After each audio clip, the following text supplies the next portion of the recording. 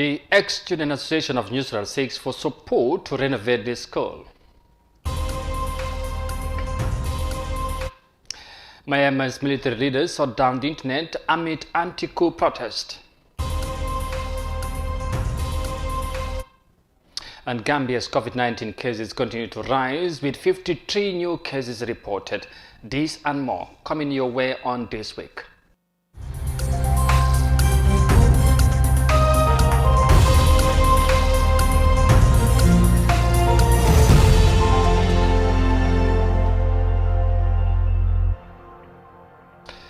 Thanks for joining us. This is Africa TV. I am Amadou Kante, and now the news in detail. Now, the Ex-Student Association of Nusrat Senior Secondary School is seeking for support to renovate the dilapidated structures in the school. This was revealed at a press conference held at the school grounds in Bundun, attended by current and past students of the school. Binta Jallo reports.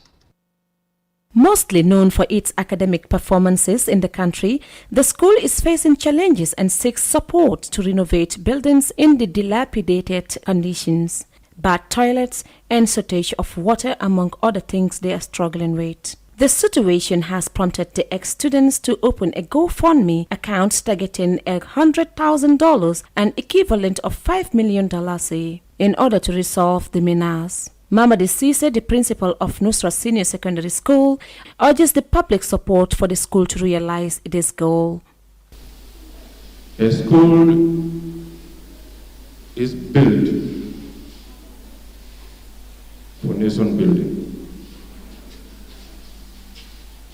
But in the process of nation building, the school needs support in terms of what? The school infrastructure,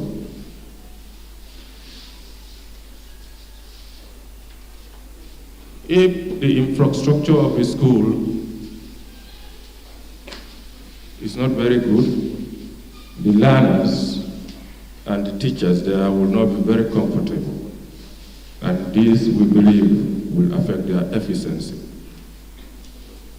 So through the press, we can raise a lot of awareness around improving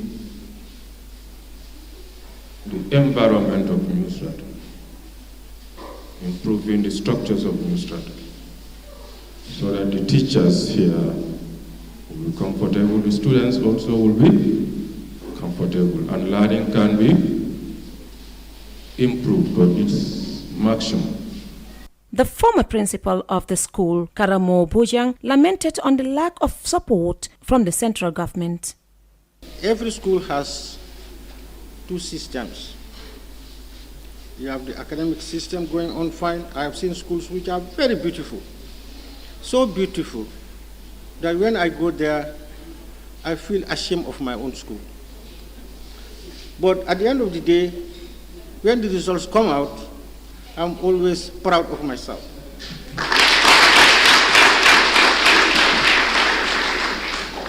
So when the new principal came, I told him that the problem we have in Nusrat, for academics, it's okay, but the infrastructure is terrible.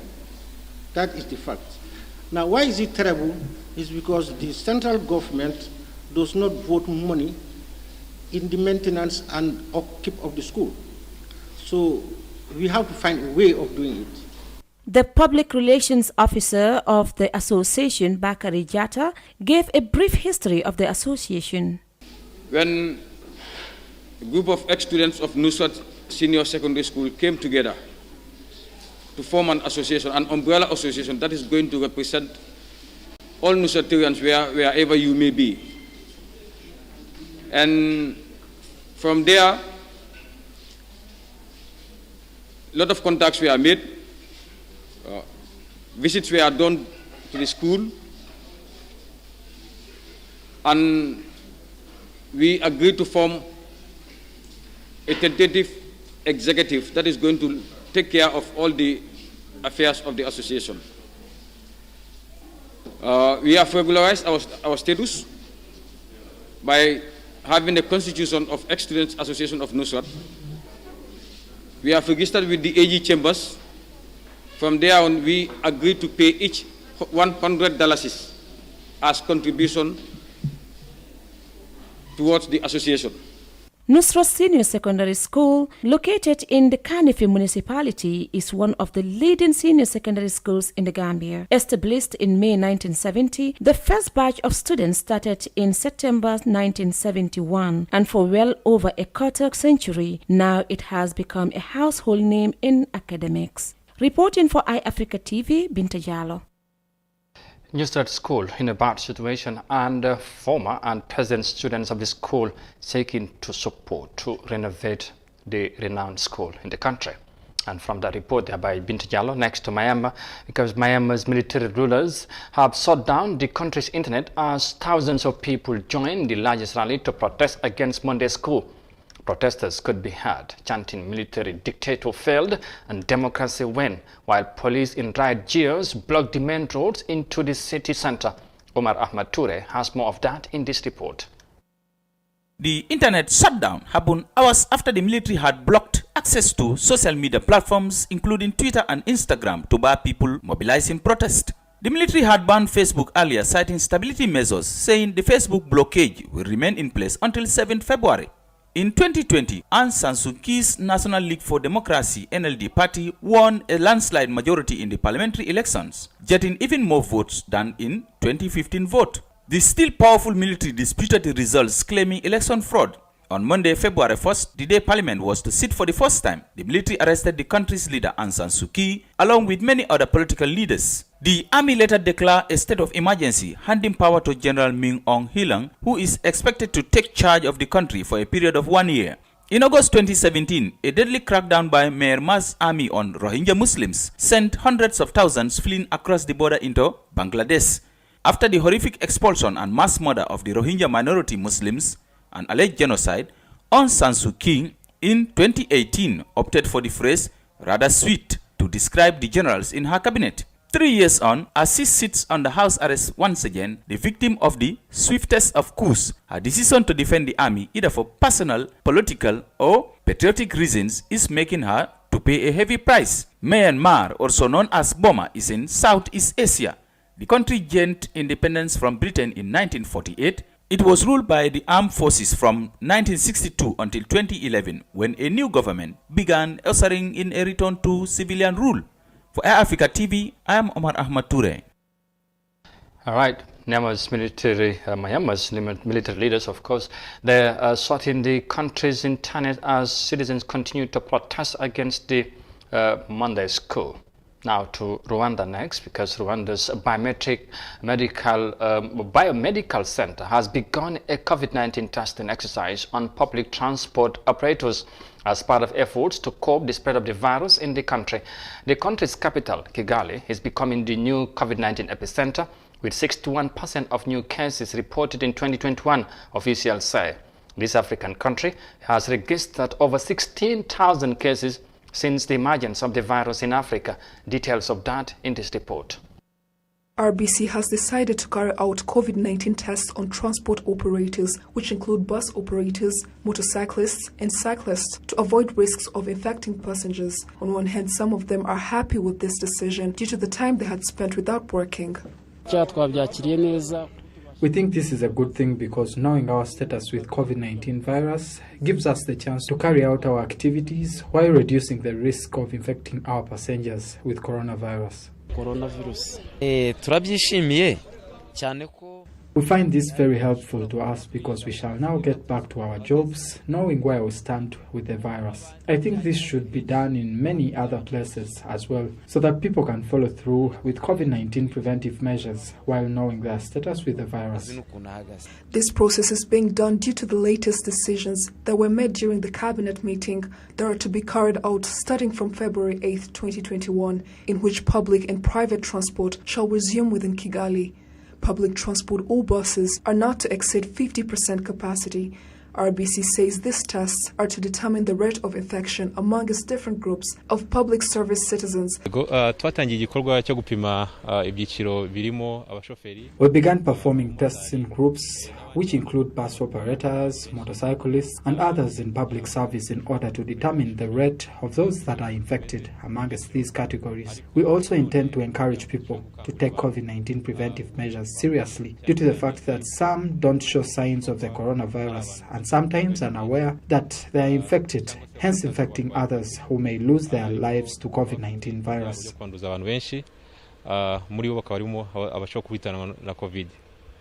RBC says they have set a target to carry out COVID-19 tests on at least 8,000 people within the next 2 days who work in private and public transport. RBC also encourages people that work in private and public transport to keep adhering to the COVID-19 preventive measures because otherwise they could infect a large number of people. Jane Mutoni, reporting for RTV. Public transport operators in Rwanda tested for COVID-19. And talking about COVID-19, we come back home and report on the latest update in the country. Because Gambia's Minister of Health on Thursday announced 53 new coronavirus cases, bringing the total number of confirmed cases in the country to 4,237, according to the latest situation report. Accordingly, 2 new deaths were registered, taking the total number of related deaths to 134. 813 new laboratory test results were received from the Medical Research Council and National Public Health Laboratory. The release added 2,733 recoveries have been recorded since the outbreak of the virus was confirmed in the Gambia last year. The report also indicated that 7 COVID-19 patients were newly taken into quarantine, and the country currently has 36 people in quarantine, 217 active cases, and a crude case fatality ratio of 3.2%. And with that latest update of the coronavirus pandemic in the country, it is of course the Gambia. We will now take a break and come back shortly with the remaining of the stories. Stay with us, we'll be right back. The pride we take in our brand, the work we put into constantly change the landscape and elevate real estate in the Gambia, it's compared to none. From inception, our goal was to add value to the beautiful Gambian landscape. That's why we are proud innovators of community estates. Kololi Sands is an exceptional piece of work, tailored for ultimate convenience and luxury, to bring you an element of finesse that is rare but unique in its own. This is also our pride and joy, and we welcome you to the exquisite beauty right here in Kololi and right here on the waterfront. Kololi Sands, feel the ocean breeze at your doorstep.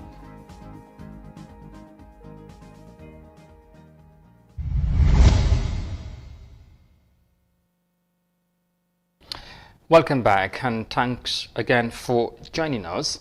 Now to South Africa next, and we report on the COVID-19 situation there.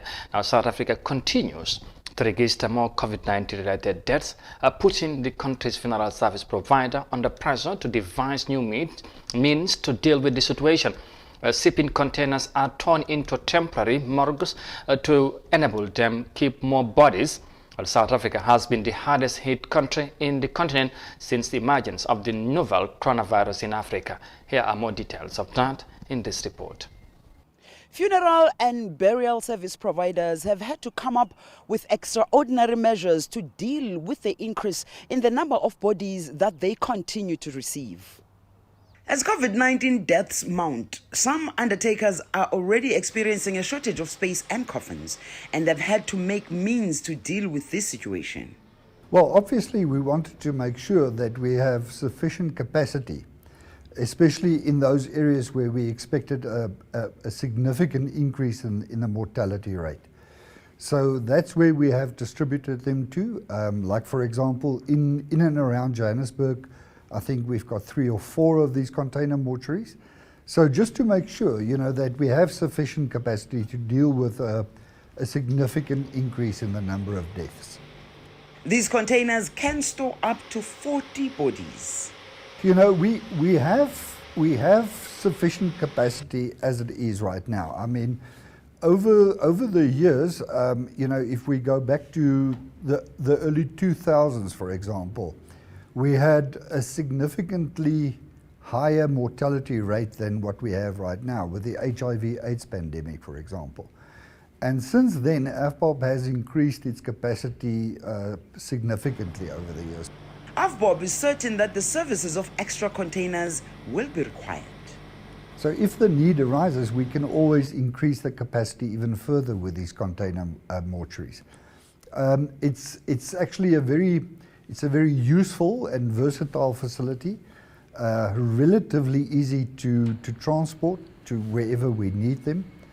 And it's even after COVID, sometime in the future, they can be utilized for various other purposes. While South Africa has made progress in the fight to curb the spread of the virus, the number of transmissions in the country is still relatively high. South Africa registering more COVID-19 deaths as the number of new cases continue to rise in the country. And from that report on COVID-19 deaths in South Africa, we come back home and report on sports now, because the president of the Gambia Secondary School Sport Association, Ismaila Ceesay, said his association is not happy with the postponement of sporting activities in schools. This decision the decision to suspend the school sports activities by the Office of the President came as a result of the recent increase of COVID-19 cases in the country. The Ceesay has more details of that in this report. The upper and senior secondary schools across the Gambia usually set in stage their inter-house athletics competition. Schools use this opportunity to scout good athletes for the annual inter-schools competition. However, these activities are temporarily suspended for the first time in the Gambia due to the resurgence in COVID-19 cases in the country. As inter-houses and inter-schools are part of curriculum activities, Ismaila Ceesay, the president of the Gambia Secondary School Sports Activities, on Friday said the Sports Association is not pleased with the postponement of sports activities because this is not what they expected. COVID guidelines have been, in place. I think, what I was expecting is that the association will be asked to at least apply measures during our sporting activities. I was expecting those kind of things, but not actually the temporal suspension of school sports activities. He said the association is doing efforts and follow-ups towards addressing the issue. Ismaila Ceesay said the rumor that students want to stage a demonstration for the postponement of their inter-houses is news to him. He advised students to comply with the regulations in the meantime. The rumor that has been in circulation regarding the students wanting to demonstrate or to go on strike because school sports activities have been cancelled is something new to me. I have not heard of that, although somebody told me the other day, but I have not seen the message yet from any of the WhatsApp platform, because our platform, school sports activities platform, I have not seen the message there. But what I want to advise the students of this country is that although this is the first of its kind, but I'm sure as a result of the explanations that was given by the ministry or the sector, that yes, as a result of COVID, they said there have been an experience in an upward surge of COVID recently. So therefore, it is not safe for school children to be gathered. Some schools had already started their pre-season training with the anticipation that inter-schools will hold. Many raised concerns that if political and football activities can be allowed to go on in the country, then inter-schools should be allowed as well. For iAfrica News, I am Day Ceesay.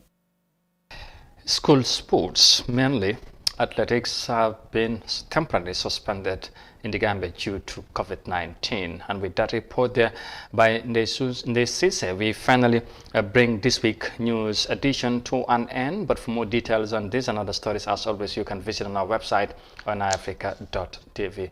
But for now, though, many thanks for the pleasure of your company. Thanks for watching. Stay safe and bye for now.